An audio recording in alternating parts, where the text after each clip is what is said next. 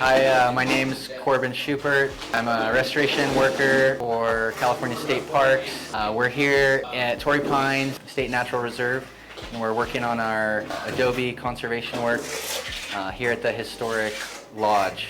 Some of the goals of what we're doing today is we have a small work group, about 8 of us from a few different departments around the district. We have some maintenance workers from Old Town, resource staff. We have some archaeologists up here, and we're starting on the scratch coat process of the replastering phase of our shoring and stabilization that we've been doing here at the entryway to the lodge. So right now, specifically what we're doing is we're in the first stage of a 3-part plastering process. The first coat of 3, it's called a scratch coat, and what it is the base coat.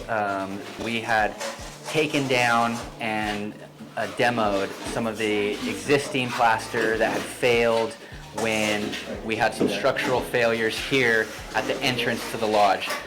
Before this plaster work happened, we had done some structural reshoring with these vertical support pillars here, and to do that work we had to remove a lot of the plaster that existed. So this is just another phase of work that had already started. What you're seeing right now is some staff applying a plaster over Adobe block that has been treated preparatorily for a few months now, and bringing some of the damaged and eroded Adobe blocks back to a level and flat face. That was quite a few months where we work with this lime plaster that has a long, slow curing time.